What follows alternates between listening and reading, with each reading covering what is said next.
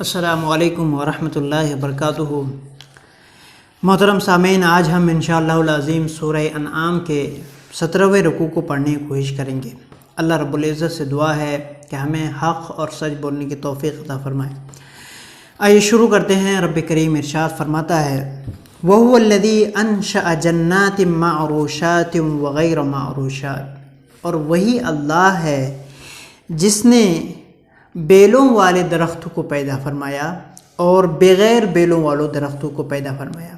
آپ نے دیکھا ہوگا کہ کچھ درخت ایسے ہوتے ہیں جو کسی چھپر پر چڑھ کے بڑھتے ہیں، جیسے انگور کے درخت ہیں، اور اسی طرح کچھ سبزیاں بھی اس طرح چھپروں پر چڑھ کے بڑھتی ہیں، اور کچھ درخت ایسے ہوتے ہیں جن کے تنے اتنے مضبوط ہوتے ہیں تو وہ اپنے تنے پر کھڑے ہوتے ہیں، جیسے آم کے درخت ہیں، کٹہل کے درخت ہیں۔ تو اللہ رب العزت نے الگ الگ طرح کے درختوں کو پیدا فرمایا۔ وَالنَّخْلَ وَالزَّرْعَ مُخْتَلِفًا أُكُلُهُ، اور کھجور کو پیدا فرمایا اور کھیت کو پیدا فرمایا، مختلفاً أُكُلُهُ، جس کے کھانے الگ الگ طرح کے ہیں، جس کے ذائقے الگ الگ طرح کے ہیں، سبھی زمین سے اگتے ہیں، چاہے وہ کھجور ہو، چاہے وہ کوئی اور دوسرا پھل ہو، سب زمین سے ہی اگتے ہیں۔ لیکن یہ اللہ کی کاریگری ہے کہ الگ الگ پھلوں کے ذائقے الگ الگ ہیں۔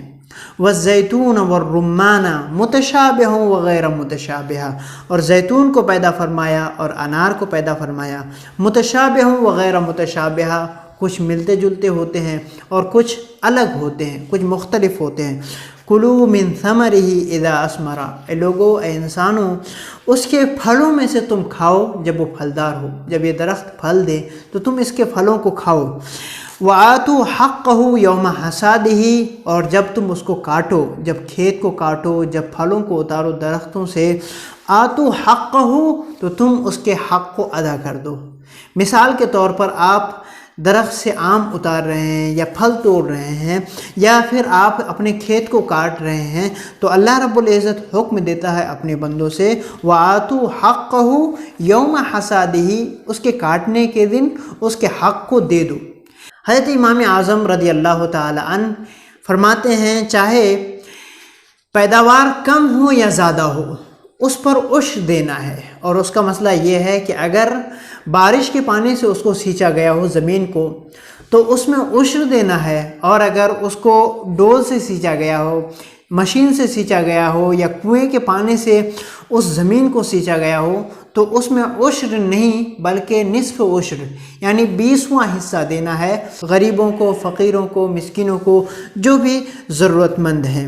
وَلَا تُسْرِفُوا إِنَّهُ لَا يُحِبُّ الْمُسْرِفِينَ، اور تم اسراف نہ کرو۔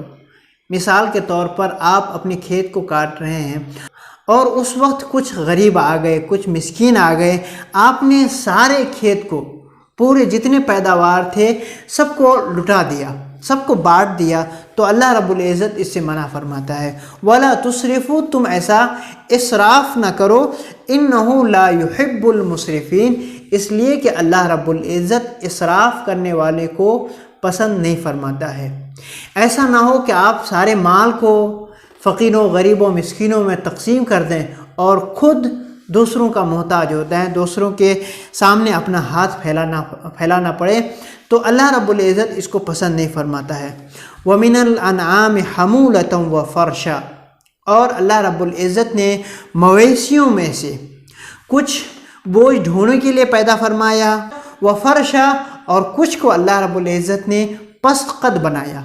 مثال کے طور پر اونٹ ہے، گھوڑا ہے، یا گائے اور بیل ہے، جس کے ذریعے سے انسان بوجھ ڈھو سکتا ہے، اس سے بڑے کام لے سکتا ہے۔ لیکن کچھ جانور ایسے ہیں جو چھوٹے قد کے ہوتے ہیں، جیسے بکریاں ہیں، مرغیاں ہیں، تو اللہ رب العزت نے انہیں بوجھ ڈھونے کے لیے نہیں بلکہ اس سے دوسرے فائدے حاصل ہیں۔ اس کے دودھ کو پی سکتے ہیں، مرغیاں ذبح کر کے ان کے گوشت کو کھا سکتے ہیں، تو ہر جانور کا مقصد الگ ہے۔ کُلُوا مِمَّا رَزَقَكُمُ اللَّهُ، تم کھاؤ جو اللہ نے تمہیں رزق دیا ہے، بکریوں میں سے، جانوروں میں سے جو حلال جانور ہے تم اس کو کھاؤ۔ وَلَا تَتَّبِعُوا خُطُوَاتِ الشَّيْطَانِ إِنَّهُ لَكُمْ عَدُوٌّ مُّبِينٌ، اور تم شیطان کے قدموں کی پیروی نہ کرو، تم شیطان کی پیروی نہ کرو، اس لیے کہ اللہ رب العزت ارشاد فرماتا ہے انہو لکم عدو مبین، اس لیے کہ وہ تمہارا کھلا ہوا دشمن ہے۔ شیطان انسان کو ہر وقت ہر لمحہ گمراہ کرنے کی کوشش کرتا ہے، راہ راست سے بھٹکانے کی کوشش کرتا ہے۔ ثمانیۃ ازواج، اللہ نے مویشیوں کے 8 جوڑے پیدا کیے، کیسے؟ من الضان اثنین، بھیڑ میں سے 2 جوڑے یعنی نر اور مادہ، ومن الماعز اثنین، اور بکریوں میں سے 2 جوڑے نر اور مادہ۔ قل اذکرین حرم ام الانثیین، اے نبی صلی اللہ علیہ وسلم آپ ان سے پوچھئے، کفار قریش سے پوچھئے جو کچھ جانوروں کو حرام قرار دیتے ہیں اپنے گمان سے، آپ ان سے پوچھئے اذکرین حرم ام الانثیین، کیا اللہ رب العزت نے نر کو حرام فرمایا ہے یا مادے کو حرام فرمایا ہے؟ اما اشتملت علیہ ارحام الانثیین، یا وہ جس پر مادے کا رحم مشتمل ہے، یعنی کسی مادے کے رحم میں جو ہے وہ حرام ہے۔ تو اگر نر حرام ہے، مناسب بات یہ ہے، معقول بات یہ ہے کہ تمام نر حرام ہو، اور اگر مادہ حرام ہے تو مناسب یہ ہے کہ تمام مادہ حرام ہو، اور اگر وہ حرام ہے جو کسی مادے کے پیٹ میں ہے، تو مادے کے پیٹ سے تو سبھی پیدا ہوتے ہیں، نر اور مادہ، اس صورت میں تو تمام نر اور مادہ حرام ہونا چاہیے۔ حالانکہ کفار مشرکین اپنے باطل خیالات کی بنیاد پر کچھ جانوروں کو حرام قرار دیتے تھے اور کچھ جانوروں کو حلال قرار دیتے تھے، جس کو اللہ رب العزت نے ایسا نہیں فرمایا تھا۔ رب فرماتا ہے نبعونی بعلم ان کنتم صادقین، اگر تمہارے پاس علم ہے، تمہارے پاس پروف ہے تو مجھے خبر دو، مجھے بتاؤ، ان کنتم صادقین، اگر تم سچے ہو۔ ومن الابل اثنین ومن البقر اثنین، اور اونٹ میں سے 2 جوڑی نر اور مادہ، ومن البقر اثنین، اور بقر میں سے 2 جوڑے یعنی بیل اور گائے۔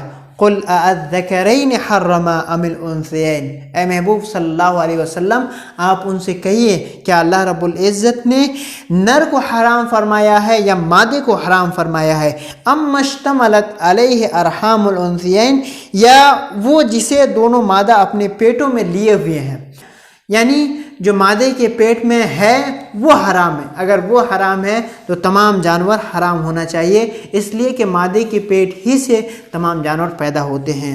اس کے بعد رب فرماتا ہے ام کنتم شہداء اذ وصاکم اللہ بہذا، یا تم اس وقت حاضر تھے، موجود تھے جب اللہ رب العزت نے تمہیں یہ بتایا تھا کہ یہ جانور حرام ہے، یہ حلال ہے، جو تم اپنے باطل خیالات کے مطابق کہتے ہو۔